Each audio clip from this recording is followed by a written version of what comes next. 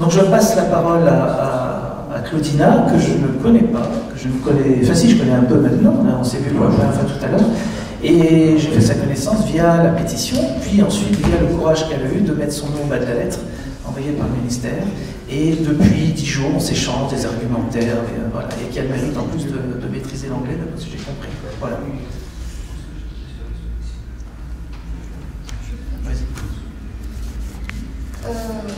Donc je me présente, je suis Claudina Michel Riedelbaum, je suis médecin PMI. Je vous précise que je suis ici à titre personnel et donc comme la loi l'exige, je vous précise aussi que je n'ai pas de conflit d'intérêt. Pour commencer, je voulais remercier Philippe de Chazourne pour tout le travail qu'il a fait, toute l'énergie qu'il a mis pour organiser cette réunion et l'argent aussi qu'il a mis, parce que voilà, également Madame Michel Rivasi pour nous avoir mis à disposition de cette salle. Voilà, ça permet d'avoir un autre point de vue, un autre questionnement que le point de vue officiel. Et j'espère que ça sera utile aux médecins et aussi aux parents pour prendre leurs décisions. En tant que médecin PMI, je suis concernée par cet aspect. Oui. Docteur, le garde d'asile, on en fait beaucoup dans les PMI. Alors, pour préciser, la PMI, moi personnellement, je m'occupe d'enfants de 0 à 6 ans, donc je ne fais pas de garde d'asile. Il est fait par contre dans les centres de planification et d'éducation familiale, qui dépendent aussi des conseils généraux, et qui, par des médecins ça échappe aux statistiques, en principe, aux statistiques chiffrées de la Sécu et de... J'avoue que je ne sais pas comment c'est pris en compte sur les statistiques. Enfin, on a assez peu de statistiques, parce que j'ai pu voir en France sur les... 0,5%. Ce que je vous propose, c'est de garder vos questions et puis on les recule à la fin. Alors, je vais essayer de vous expliquer de la manière la plus simple possible un sujet qui est quand même très complexe. Et j'ai choisi de le faire non pas à partir des articles publiés dans la presse, mais je me suis référée directement au rapport de la FDA, un rapport de 465 pages. Pardon, pas le rapport de la FDA, mais le rapport des essais cliniques faits par les laboratoires Merck concernant le garde d'asile, dans le but d'obtenir sa mise sur le marché, l'autorisation de mise sur le marché. Donc la loi effectivement fait obligation au laboratoire de faire des essais cliniques et de prouver l'efficacité d'un médicament aux États-Unis par au moins 2 essais cliniques prouvant l'efficacité en l'occurrence du vaccin sur des critères qui sont choisis par le laboratoire et auxquels la FDA donne son accord. Donc ce sera les critères principaux. Alors il y a eu, dans ce rapport qui a été fait à la FDA par le laboratoire, il y a 2 études principales. Pour ceux qui connaissent un petit peu le sujet, c'est les études 013 et 015, ou Future 1 et Future 2. C'est les 2 principales études d'efficacité qui ont été faites, qui ont porté respectivement à peu près sur 6 000 jeunes filles réparties dans 2 groupes pour la première et à peu près 12 000 jeunes filles pour la deuxième Future 2. Alors une petite précision, parce que voilà, je m'adresse à tout public. Le vaccin garde d'asile, il est dit quadrivalent parce qu'il comprend 4 sérotypes, 4 variétés de virus sur les 150 qui ont été répertoriés. Sur ces 4 variétés de virus, de papillomavirus contenus dans le vaccin, il y en a 2 qui sont dites à haut risque carcinogène, le 16 et le 18. Alors, pour ce qui est du sérotype 16, c'est le sérotype qui est retrouvé avec le plus de constance dans le cancer du col à hauteur de 50% environ des cancers du col. Quant au sérotype 18, les études qui ont été faites en France, notamment l'étude EDIT, financée par le laboratoire Sanofi, la première étude EDIT, a montré qu'il avait une prévalence, c'est-à-dire une fréquence dans le cancer du col d'environ 18%. Et on voit que plus récemment, la publication du BH a montré, la publication de bulletin épidémiologique hebdomadaire du 20 mai de cette année, a montré que le sérotype 18 n'était pas retrouvé dans une cinquantaine de cancers dans l'étude faite par l'IMDS. Donc probablement le sérotype 18 est peut-être d'une fréquence beaucoup plus variable que ce qu'on avait pensé, contrairement au sérotype 16 qui a l'air d'être d'une fréquence assez constante de l'ordre de 50%. Donc deux études principales d'efficacité. Pour faire ces études, les laboratoires recrutent des sujets, une population, alors qui est d'autant plus nombreuse que les effets recherchés sont rares. Statistiquement, pour mettre en évidence des effets secondaires rares, il faut une population très nombreuse. Nous, je vais vous expliquer 12 000 et 6 000 jeunes filles environ. Ça représentait à peu près 17 000 jeunes filles sur les deux études réunies. C'est une approximation, c'est pour ça que mon calcul n'est pas exact. Alors, les jeunes filles recrutées, alors si vous regardez ma diapositive, les jeunes filles recrutées, c'était des jeunes filles de 16 à 26 ans, qui étaient donc sexuellement actives pour 95% d'entre elles, qui étaient infectées par les sérotypes vaccinaux, seulement les sérotypes vaccinaux, pour 27%, et qui avaient des anomalies cytologiques sur le frottis pour 11% d'entre elles. C'est ce que je veux vous dire par là, c'est que en fait, ces jeunes filles ne sont pas du tout représentatives de la population pour laquelle les recommandations sont faites actuellement. Puisque les recommandations actuelles en vaccination de routine sont faites pour les jeunes filles de 11 à 13 ans, en vaccination de routine, et en rattrapage de 14 à 19 ans révolus. Donc vous voyez qu'on a complètement changé la population à laquelle est destiné le vaccin par rapport à celle sur laquelle le vaccin a été testé. C'est la seule population sur laquelle il y a eu une tentative de démonstration d'effet, celle qui a été recrutée pendant les essais cliniques.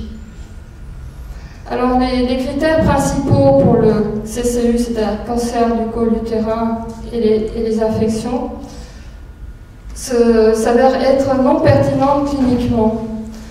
Alors pourquoi?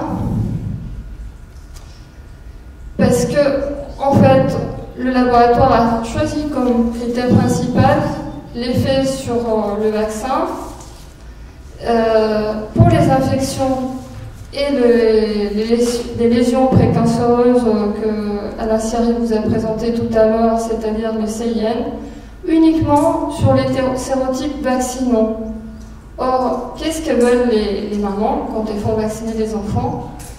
Qu'est-ce que veulent les médecins? C'est réduire la fréquence d'une maladie et non pas réduire la fréquence d'une maladie uniquement provoquée par certains sérotypes vaccinaux. Donc ce qu'on va réduire, en clair, c'est la fréquence des lésions précancéreuses. Or, ces lésions précancéreuses, elles peuvent être provoquées par pas moins de 18 sérotypes oncogènes. C'est la notion qu'on en a pour l'instant. Donc, qu'est-ce qui est pertinent pour savoir si on est efficace cliniquement? Quel est le critère d'efficacité clinique? C'est la réduction des lésions, tous HPV confondus, et non pas seulement la réduction des lésions pour les HPV 16 et 18. Alors, en partant toujours du rapport présenté à l'FDA par le laboratoire Merck, j'ai trouvé la population de sous-groupe dans cette population de 17 000 jeunes filles qui semblait le plus se rapprocher de la population sur laquelle sont faites les recommandations actuellement. C'est-à-dire la population, c'est une population qui s'appelle d'un nom barbare dans l'étude, dans les essais cliniques, R-MIT2. Et cette population est composée de jeunes filles qui sont non infectées par les sérotypes vaccinaux, qui ont un frottis normal et qui ont eu au moins une dose de vaccin. Alors vous savez que maintenant les nouvelles recommandations sont de 2 doses de vaccin au lieu de 3 pour les filles de 11 à 13 ans. Donc ça s'avère être la population qui ressemble le plus à celles sur lesquelles sont faites les recommandations actuellement. Et alors, qu'est-ce qu'on voit quand on parcourt la totalité du rapport? Le maximum d'efficacité démontré sur cette population de jeunes filles a été une réduction de moins 45% des lésions précancéreuses de haut grade, c'est-à-dire CIN3. Ça a été le maximum d'efficacité démontré. D'autre part, pourquoi le laboratoire a recruté des jeunes filles sexuellement actives? On peut se poser la question. Le vaccin, a priori, a un but préventif. Il n'a pas pour but de soigner. Mais à l'évidence, et c'est écrit dans le rapport de la FDA, le laboratoire Merck était persuadé d'obtenir une efficacité thérapeutique, une efficacité à la fois sur les infections persistantes à papillomavirus, et d'autre part, il pensait peut-être aussi obtenir une régression des lésions CIN grâce au vaccin. Ce qui n'a pas été démontré, puisqu'il y a une absence d'efficacité sur les infections persistantes et une absence d'efficacité sur les lésions déjà présentes. Donc, aucune efficacité thérapeutique du vaccin, contrairement aux espoirs du laboratoire. D'autre part, vous aurez beau chercher sur les 400 pages et les 300 tableaux du rapport, il n'y a eu non plus aucune efficacité démontrée sur la prévention des cancers dans les essais cliniques. Et en revanche, il est fait référence à plusieurs reprises dans le rapport à des effets délétères possibles sur les lésions précancéreuses.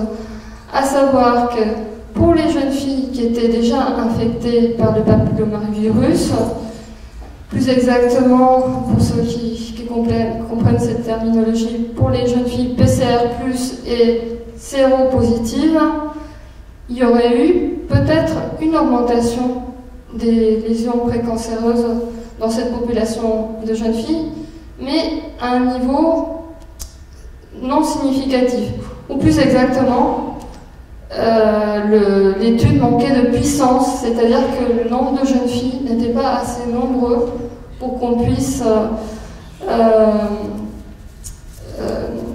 certifier à coup sûr cette augmentation des lésions précancéreuses chez les jeunes filles déjà infectées. Alors, quels seraient les principaux risques liés ou qu'on peut rattacher au fait de vacciner massivement avec la campagne de communication telle qu'elle est faite par les laboratoires actuellement? Alors, les risques qui apparaissent les plus évidents sont une réduction de l'utilisation des préservatifs. Alors, pourquoi? Parce que le laboratoire a jugé bon, et il a été relayé par les agences publiques qui font de la communication également pour que les jeunes filles se fassent vacciner, d'expliquer que le préservatif n'a qu'une efficacité partielle pour réduire la fréquence des infections à papillomavirus. Mais si on regarde les études, le peu d'études correctes qui ont été faites sur le sujet du préservatif et du papillomavirus, de quoi est-ce qu'on se rend compte? C'est que le préservatif a tout de même une efficacité de 70% quand il est utilisé de manière systématique par les jeunes étudiantes pour réduire les infections par le papillomavirus, mais il aurait aussi, il faudrait d'autres études pour le confirmer, la capacité d'accélérer l'élimination du virus et même la capacité d'accélérer la régression des lésions précancéreuses, peut-être en évitant une augmentation de la charge virale et des surinfections récurrentes. Donc ces messages, il faut être très attentif aux messages qu'on relaye, et en l'occurrence, l'infection par le HPV est une infection sexuellement transmissible parmi d'autres, et le préservatif a la vertu de combattre toutes les infections sexuellement transmissibles. Ensuite, d'autres risques rattachés à la vaccination. Alors, le risque de réduction de la participation au frottis, dont Alain Thierry nous a rappelé tout à l'heure, et Philippe de Chazoun également, que ça reste le principal moyen qu'on a de lutte contre la fréquence, l'incidence et la mortalité par cancer du col de l'utérus. Effectivement, il y a des enquêtes téléphoniques qui ont été faites, par exemple en Grande-Bretagne ou en Australie, qui montraient que les jeunes filles étaient conscientes de ce problème et qu'elles se rendaient compte qu'effectivement, il y avait un risque à 90% apparemment. Mais dans les faits, qu'est-ce qui s'est passé? On a fait des études, simplement une surveillance en Australie. On a comparé la couverture par dépistage par frottis 2 ans avant la vaccination, que la vaccination soit mise en place, et 2 ans après. Et qu'est-ce qu'on a vu? Une réduction de moins 4% sur la population des jeunes filles de 20 à 29 ans de la couverture par frottis, du dépistage par frottis. Donc voilà, peut-être que les enquêtes téléphoniques ne sont pas toujours fiables. Donc ensuite, j'ai marqué remplacement des sérotypes vaccinaux. Alors le terme généralement employé est plutôt substitution des sérotypes vaccinaux. Alors c'est quoi ce phénomène? C'est quand on a plusieurs variétés de virus différents qui provoquent une maladie. C'est le cas par exemple pour les infections à pneumocoque. Vous verrez pourquoi je vous parle de ça. Et c'est le cas aussi pour les infections à papillomavirus. Donc plusieurs variétés pour le papillomavirus, donc 18 au moins sérotypes oncogènes qui provoquent une maladie. Quand on fait un vaccin qui est destiné que contre certaines de ces variétés, il y a le risque que ces variétés diminuent en effet et que la fréquence des maladies dues à ces sérotypes vaccinaux diminue, mais qu'en revanche, en compensation, en quelque sorte, la nature décide d'augmenter la fréquence des infections, des maladies dues à d'autres sérotypes. Et c'est précisément ce qui s'est passé avec le vaccin contre le pneumocoque. Donc, ce n'est pas une vue de l'esprit, on sait que ça peut exister, et la pression de sélection exercée par la vaccination, elle peut jouer dans ce sens. Donc, risque de substitution des sérotypes vaccinaux. Dernier risque, augmentation des lésions précancéreuses chez les jeunes filles affectées par le papillomavirus au moment de la vaccination. C'est un risque qui était apparu pendant les essais cliniques et que la FDA avait décidé de ne pas prendre en compte, simplement parce que le laboratoire avait argumenté en ce sens, avait présenté des modèles. Ils ont envoyé, non. Mais le fait est que, pour certifier que ce n'était pas possible, il aurait fallu faire des études complémentaires, effectivement, qui auraient été très coûteuses, parce qu'il aurait fallu au moins une dizaine de milliers de jeunes filles pour ces études, pour avoir une puissance statistique suffisante. Donc ça n'a pas été fait. L'étude australienne. Peut-être que vous en avez entendu parler de cette étude australienne. Philippe était un petit peu réticent à ce que j'en parle. Mais le fait, c'est que ce n'est pas nous qui avons parlé de cette étude australienne. C'est les experts qui en ont parlé, fin 2011, début 2012, pour dire que que cette étude australienne, qui est une étude d'observation, c'est-à-dire une étude où on a simplement observé ce qui se passait, on n'a pas sélectionné des groupes au hasard, etc. Les experts ont dit que cette étude faisait la démonstration dans la vie réelle de l'efficacité du vaccin. Alors, le moins qu'on puisse dire, c'est que non, la démonstration n'a pas été faite. Alors,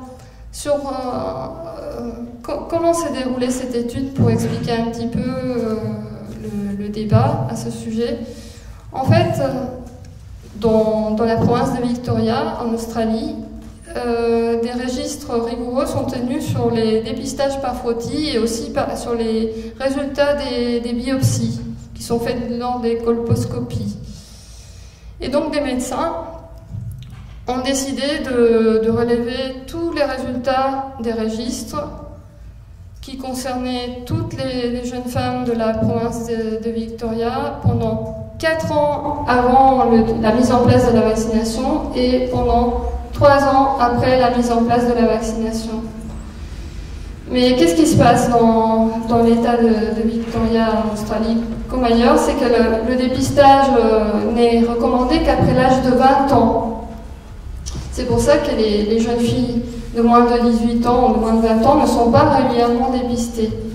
Or, la vaccination était recommandée en Australie entre 12 et 26 ans. Alors, quelles sont les conclusions de cette étude dont vous avez les références en bas, qui a été publiée dans le Lancet? C'est qu'il y a une nette diminution des lésions précancéreuses de haut grade. C'est une classification un petit peu différente de celle que nous avons en France. CIN2 et CIN3 en gros, chez les jeunes filles de moins de 18 ans, moins de 38%. Mais par contre, ces jeunes filles ne représentent qu'un effectif de 19 000 jeunes filles. Et on ne sait pas du tout, c'est-à-dire 13 000 avant, 4 ans avant et 6 000 après la vaccination. Et on ne sait pas du tout si ces jeunes filles ont été vaccinées ou pas. En fait, on ne sait rien. On ne sait pas si ces jeunes filles sont représentatives de la population. Et en revanche, les conclusions de l'article publié dans le Lancet ne font aucune référence aux jeunes filles de 20 à 29 ans. Il y en avait quand même 850 000 qui ont été dépistées, puisque à partir de 20 ans, je vous l'ai dit, le dépistage est recommandé et qu'il y a à peu près les 2 tiers des filles de cet âge qui se font dépister. Donc 850 000 filles, donc comparées par groupe, donc 400 000 avant et 400 000 après environ, de 20 à 29 ans. Et chez ces jeunes filles-là, il y a eu une augmentation hautement significative statistiquement, de 17 à 18% selon les tranches d'âge, des lésions précancéreuses de haut grade, justement celles que le vaccin était censé faire diminuer. Voilà, alors c'est une étude observationnelle, c'est vrai, mais si on en tient compte pour dire que le vaccin a fait baisser les lésions précancéreuses de haut grade chez les jeunes filles de moins de 18 ans, alors il faut d'autant plus en tenir compte pour dire que l'étude montre que les lésions précancéreuses de haut grade ont augmenté chez les jeunes filles de 20 à 29 ans, puisque la population étudiée est beaucoup plus représentative de la population australienne chez ces jeunes filles-là de 20 à 29 ans. Alors, se poser les bonnes questions. Alors, bon, on a dit, est-ce que c'est nécessaire de le répéter? Je le répète quand même. Il y a unanimité sur l'utilité et l'efficacité du dépistage organisé par frottis pour prévenir l'incidence et la mortalité du cancer du col utérin. Il y a eu un consensus qui est déjà ancien, qui date de 1999, qui a eu lieu à Vienne. Et par la suite, le Conseil européen a emboîté le pas un peu de ce consensus en recommandant le dépistage organisé partout en Europe. Pour ce qui est de la France, vous êtes au courant, on a attendu 2014 et le 3e plan cancer pour recommander le dépistage organisé par frottis généralisé à toute la population en France. Alors, qu'est-ce qu'on sait sur le dépistage organisé par frottis? Enfin, le dépistage. Alors, ce qu'on sait, c'est déjà plus de 80% des femmes chez qui on dépiste un cancer du col utérin n'ont pas ou insuffisamment recours ou accès au dépistage par frottis. C'est-à-dire que la grande majorité des cancers du col surviennent chez des jeunes femmes, enfin des femmes plus âgées, chez qui on n'a pas effectué un frottis ou pas une fréquence suffisante. Alors, qu'est-ce qui se passe? Quel est le problème par rapport au vaccin? C'est que le vaccin ne résout absolument pas le problème actuel du cancer du col, puisque les jeunes filles qui sont vaccinées actuellement, elles auront peut-être, pour un nombre très limité d'entre elles, un cancer du col dans 40 ou 50 ans. Mais qu'est-ce qu'on fait maintenant pour les femmes qui sont à risque de cancer du col actuellement? À peu près 25 millions de femmes. On n'a pas d'autre solution que le dépistage par frottis. Oui, voilà, donc c'était une répétition de ce que je viens de dire. L'organisation du dépistage est le seul moyen de diminuer à court terme l'incidence et la mortalité par cancer du col utérin. Il n'y en a pas d'autre. Alors, qu'est-ce qu'on a comme expérience? On a une expérience qui s'est déroulée d'abord sur 4 départements, à titre expérimental, mis en place par les départements eux-mêmes, jusqu'à 2010, qui couvrait 5% de la population. Depuis 2010, on a décidé d'étendre cette expérimentation à 13 départements, sur le modèle alsacien. Alors, je vous ai mis le modèle alsacien, un modèle de dépistage organisé, efficace et pas cher. Et pourquoi? Parce que ce qui se passe actuellement, c'est qu'avec le dépistage individualisé, effectué essentiellement par les gynécologues, pour, je crois, à peu près 90% des frottis, 56% des femmes environ bénéficient d'un frottis, mais à une fréquence trop élevée. Ce qui fait que si le nombre de dépistages qui a lieu actuellement suffirait à couvrir 90% des femmes si on faisait des frottis à 90% des femmes, mais à une fréquence de 1 tous les 3 ans, comme c'est préconisé dans les recommandations. D'autre part, la mise en place du dépistage organisé, elle coûte rien en fin de compte. Elle coûte rien parce que les coûts ont été évalués par des groupes au niveau de l'Alsace, là où ça s'est mis en place en premier.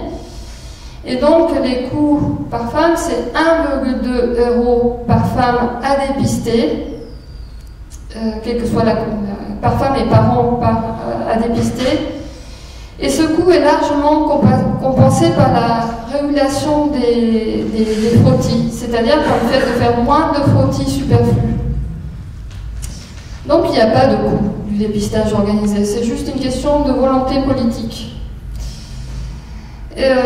Donc l'expérimentation qui a lieu depuis 2010 sur 13 départements qui concerne 13% de la population, 13 départements qui ont un cahier de charges commun par rapport au dépistage organisé et qui est calqué sur le modèle alsacien qui s'est révélé être le plus coût efficace. Et en seulement 3 ans, on a vu une augmentation de 13% en moyenne du taux de couverture sur ces départements pilotes. 13%, c'est beaucoup. L'augmentation a été plus marquée pour la couverture des femmes de plus de 50 ans. Or, justement, il se trouve que 80% des décès dus au cancer du col de l'utérus surviennent chez les femmes de plus de 50 ans. Et aussi, il a été plus marqué dans les départements qui avaient la plus faible couverture au départ pour le dépistage par frottis. Donc, une expérimentation très prometteuse pour le moins, c'est ce qu'on peut dire. Ensuite, la modélisation médico-économique. Quel est le bénéfice et pour quel coût? Tout dépend des hypothèses. C'est-à-dire que quand on regarde une étude de modélisation, comme on en a par pelleté, des études de modélisation, on se focalise sur les résultats. Par contre, il faudrait plutôt se focaliser sur les hypothèses, parce que si vous modifiez les hypothèses, tout le modèle s'effondre.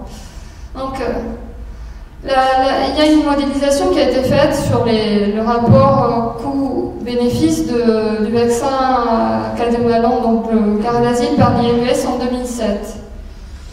Il y a 4 stratégies qui avaient été envisagées au départ. Le dépistage individualisé, c'est ce qu'on a actuellement.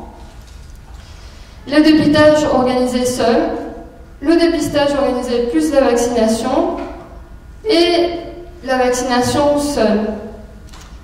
Mais pour la vaccination seule, d'office, l'INVS a décidé de ne pas la prendre en compte, de ne pas faire toute l'évaluation, les calculs, tout simplement parce que ce n'est pas soutenable. On ne peut pas vacciner, laisser tomber le dépistage par frottis et attendre voir ce qui se passe parce qu'on sait qu'on aura une augmentation énorme des cancers du col si on fait ça. Alors, les bénéfices, ce qui est intéressant, c'est d'examiner le bénéfice de dépistage organisé plus la vaccination par rapport au dépistage organisé seul. Alors, par rapport au dépistage organisé seul, la vaccination permettrait, en théorie, de diminuer de 18% à échéance de 70 ans, les cas de cancer du col utérin. On ne parle pas de mortalité, c'est la fréquence, le nombre de cancers du col de l'utérus. Pour un coût de 27 500 à 55 500 € par année de vie gagnée, selon les hypothèses d'inflation prises en compte. Alors, ça ne vous parle pas beaucoup peut-être, mais le seuil maximal admis par l'OMS au niveau des coûts est de 50 000. C'est à peu près le PIB par habitant, en fait, ce qui est déjà énorme. Donc là, à échéance de 70 ans, on aurait ces résultats-là, une réduction supplémentaire de 18% des cas de cancer du col de l'utérus. Mais seulement si, parce qu'il y avait des hypothèses pour arriver à ces résultats. Quelles étaient les hypothèses? Que le vaccin était efficace à 70%. Ça n'a jamais été démontré. Je vous disais tout à l'heure qu'il n'y a jamais eu d'efficacité démontrée du tout sur les cancers du col. Donc on a simplement pris les allégations du laboratoire et on les a pris pour argent comptant dans cette modélisation. Donc 70% d'efficacité sur le cancer du col comme hypothèse. Alors, à condition aussi que 80% des jeunes filles soient vaccinées complètement pendant ces 70 ans. Parce que si on descend la couverture à 60%, si on abaisse la couverture à 60%, le modèle montre, ça a été aussi évalué, qu'il n'y a plus aucune efficacité de la vaccination supplémentaire par rapport au dépistage organisé. À condition aussi, autre hypothèse, qu'il n'y ait pas de perte d'immunité et pas de rappel nécessaire. Sinon, évidemment, les coûts augmentent. C'est une étude bidon, on ne fait pas la peine de la répéter, c'est une étude bidon. Disons franchement, c'était une applique pour argent comptant les hypothèses les plus favorables du labo et a fait le modèle là-dessus. C'est un scandale de la présenter. À mon avis, c'est faire de la pub pour les labos de manière... Termine ton exposé, sinon on va être trop pris. C'est pourtant une des études les plus pessimistes qui a été présentée en modélisation. Je vous le dis parce que j'ai regardé les études, ça c'est une étude de l'IMVS, les études financées par le laboratoire, elles arrivaient à des coûts par année de vie gagnée bien inférieurs à ceux du seuil de l'OMS, mais sur des hypothèses encore beaucoup plus optimistes. D'accord ? Et à condition aussi, donc, je poursuis qu'il n'y ait pas d'extension de l'indication. Alors, j'en arrive à la conclusion. Alors, je vais reprendre simplement une phrase qui était dans le BH de bulletin épidémiologique hebdomadaire très récent de l'IMBS, le dossier sur les cancers du col utérin.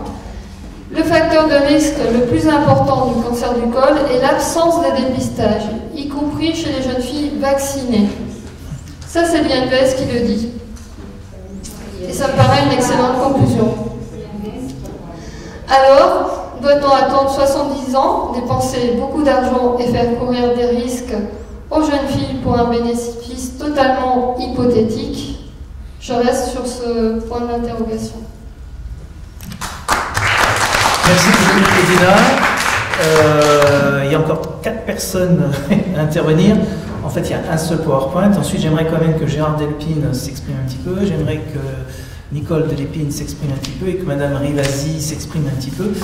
Tout ça, pour au moins, il faut vraiment qu'on ait 10 minutes de questions, sinon, on va aller un petit peu vite. Tant pis si on est frustré de ne pas tout dire. Donc, en 5 minutes, hein, voilà, je remercie Philippe de Chazourne pour son courage, son combat courageux et désintéressé, et également Madame la députée de nous avoir permis de nous réunir ici aujourd'hui.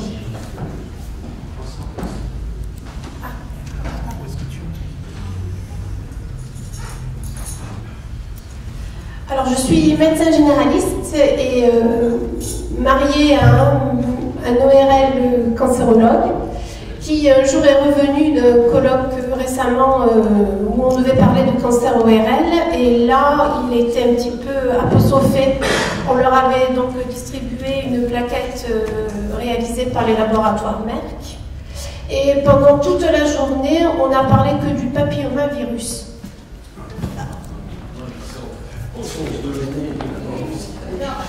Donc, on est passé d'une spécialité à une autre, et il n'a pas bien compris pourquoi on a parlé autant.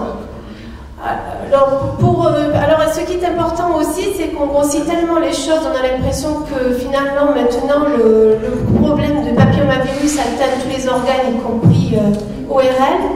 C'est de resituer un petit peu sur un point épidémiologique et savoir un petit peu ce que représentent les cancers oropharyngés, parce que ce sont ces principaux cancers qui sont surtout liés au papillomavirus. La prévalence des cancers dans le monde, selon une étude Parkinol 2006, qui sont liés au papillomavirus, représente 5%. Ensuite, dans la littérature et dans la plaquette Merck, on confond voie aérodigestive supérieure, et dans la littérature anglo-saxonne dite tête et cou, où là on amalgame les cancers oropharyngés qui sont qu'une petite partie de ces cancers des voies aérodigestives supérieures, qui comprennent l'oropharynx, l'hypopharynx, le rhinopharynx, le tiers supérieur de l'œsophage et la cavité buccale. Donc, en France, la prévalence des cancers oropharyngés est de 1 à 1,5%, ce qui n'est pas non plus important.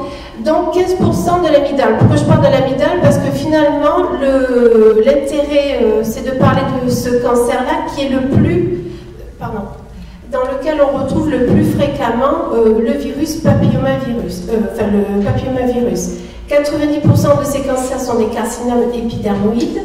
Et on constate depuis quelques années une augmentation de l'incidence, mais avec une disparité importante dans le monde et aussi en Europe. Et on est surpris de voir qu'il existe une augmentation de l'incidence de presque 15% en France, alors qu'en Angleterre, elle est de moins de 5%.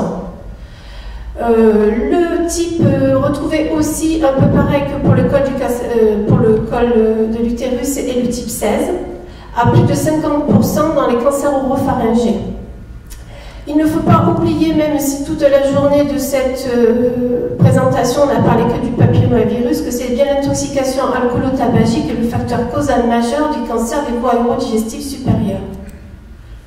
Alors, la prévalence, j'ai voulu donc essayer de, parce qu'il y a beaucoup d'études qui ont été réalisées, qui sont pour l'instant que des études rétrospectives et qui concernent des petits effectifs qui vont jusqu'à 300 personnes. Et j'ai trouvé ces trois intéressantes parce qu'elles ne sont pas organisées de la même façon.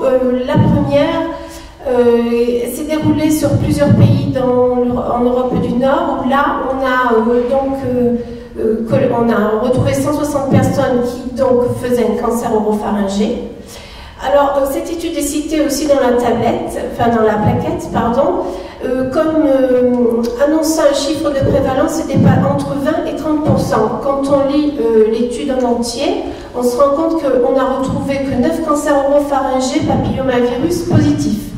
Donc en fait, le chiffre est de 6 et non pas de 20 à 30% comme annoncé dans ce qui est écrit.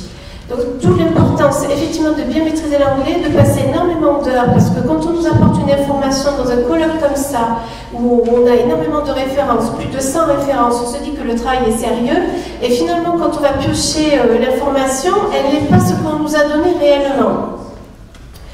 La deuxième étude, une étude italienne, qui est aussi une étude rétrospective, qui donc là donne 17 cas, 17 personnes qui ont cancer oropharyngé positif au papillomavirus.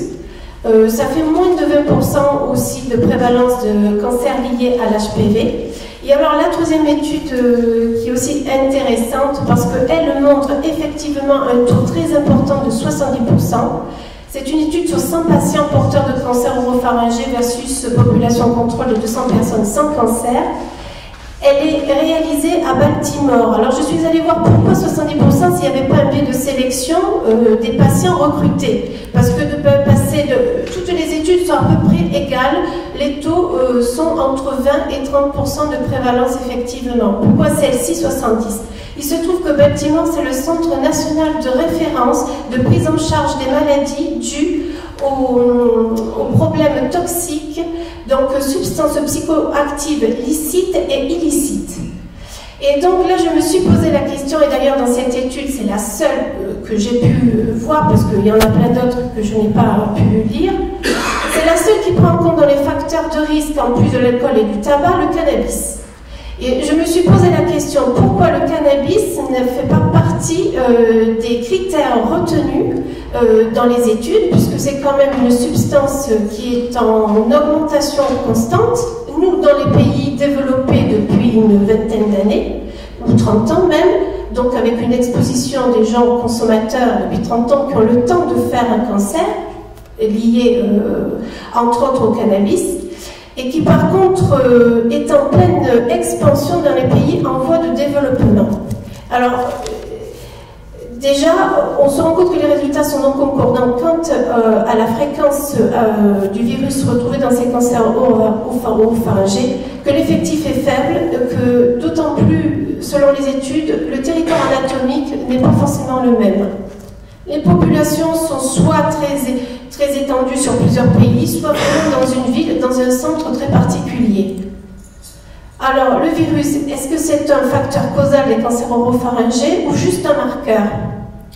Alors, je me suis aussi intéressée au cas particulier de l'Afrique subsaharienne où la distribution virale est la plus importante, c'est-à-dire 4 fois plus importante qu'en Europe. Alors que la prévalence des cancers oropharyngés, on n'en retrouve pas. Les études ne sont pas réalisées. On ne sait pas si des gens ont des cancers oropharyngés HPV positifs, alors que c'est quand même un endroit où l'on retrouve le plus de virus. Alors, on dit dans l'étude que l'espérance de vie est un peu plus courte. Or, il se trouve que le cancer oropharyngé HPV positif concerne une population plus jeune que ce qu'on peut retrouver c'est-à-dire à moins de 60 ans. La médiane est de 56 ans. Alors par contre, on peut se demander s'il y a des facteurs environnementaux qui pourraient expliquer l'augmentation des incidences des cancers oropharyngés HPV positifs dans certains pays vis-à-vis d'autres. Et donc voilà pourquoi ne prend-on pas en compte donc la consommation de cannabis. Il manque actuellement des études prospectives randomisées pour faire le point sur les implications pronostiques et thérapeutiques, parce que ces cancers-là, positifs au papillomavirus, alors qu'ils sont extrêmement indifférenciés, et on sait qu'une tumeur indifférenciée a plutôt un pronostic défavorable, Ces cancers-là, on ne comprend pas, alors qu'ils sont indifférenciés, ils répondent extrêmement bien à la chimiothérapie, la radiothérapie. Donc il existe peut-être un facteur protecteur, finalement, chez les gens qui développent ce type de cancer. À ce jour, le statut HPV positif constitue juste un marqueur biologique. La vaccination ne peut pas être présentée comme un facteur pouvant modifier l'incidence de ces cancers, et c'est ce qui est déjà dit en filigrane dans la tablette de Merck.